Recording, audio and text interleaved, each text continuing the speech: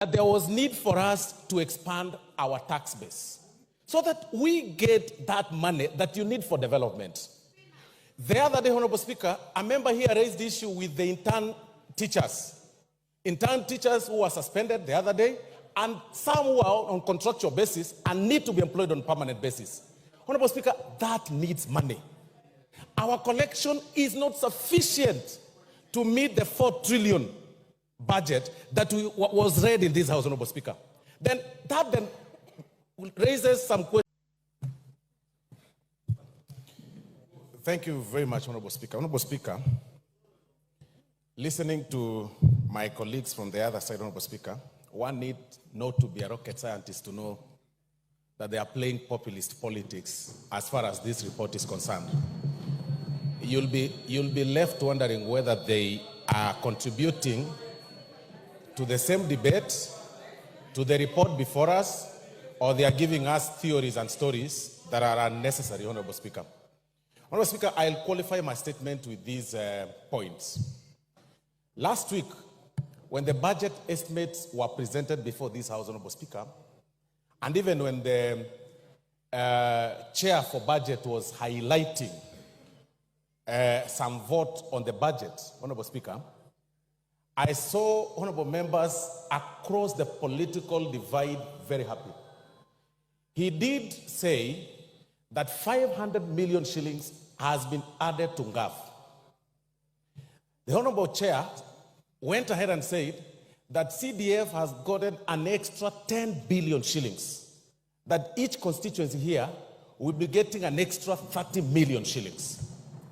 And everybody here was very happy. In fact, the honorable members who represent counties, commonly known as the honorable women reps, even did a post appreciating His Excellency the President, saying that, you know, Your Excellency, we are very happy you've added us 500 million. We pray that next year you even add the same amount or even higher to that amount, to the 500 million. Honorable Speaker, I do not understand. You cannot eat your cake and still have it. You cannot say on the other point, on the other hand, that you are supporting what the executive is doing in terms of funding you, what touches you, but you cannot show them where they'll get this money from, Honorable Speaker. What is your point of order and under what standing order? Mr. Speaker, I may not quote the point of order, but mentioning then you are out women of order. reps in this budget, Mr. Speaker. Order. Honorable Osoro. Order, Honorable Mbeyu. I have made it very clear for orderly debate. I'll give you every point you want. Tell me which standing order. The order, you've lost your chance. Go on, Osoro. Thank you very much, Honorable Speaker. So, Honorable Speaker, what I was saying is, with the additional budget, with the additional needs, because everybody was very happy that 30 million per constituency is going to be added in their constituency, 50 million to every constituency, Honorable Speaker, then it means that, and considering the tax base and our taxes going back into the years, then it means, Honorable Minority Leader, that there was need for us to expand our tax base so that we get that money that you need for development.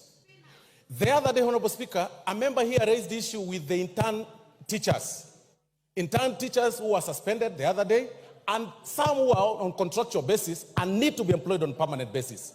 Honorable Speaker, that needs money. Our collection is not sufficient to meet the 4 trillion budget that was read in this House, Honorable Speaker. Then that raises some questions, Honorable Speaker, in this House. What do we do? Do we raise, do we continue borrowing? Do we raise our borrowing ceiling, Honorable Speaker, and start looking for money from the external sources? No. We need to expand our tax base, but not at the expense of Kenyans. We expand our tax, it's actually a double benefit. We expand our tax base while focusing on manufacturing and local production of our things, Honorable Speaker. And I will single out two things, two very important factors, Honorable Speaker. What this report by the Finance Committee proposes is to increase the excise duty of China or other countries. That excise duty is going to be increased on only fully assembled motorcycles. What does that mean? Or finished product. What does that mean? The locally assembled motorcycles here will have a competitive price against those ones. Factories will have increased in our industries here, in industrial area. People will want to assemble the factories for motorcycles at industrial area. Then that means we will grow our employment that we promised our people. It will have created jobs in this country. That is a positive, Honorable Speaker. Number two, Honorable Speaker, this report by the Finance Committee proposes to increase excise duty on imported table eggs, Honorable Speaker.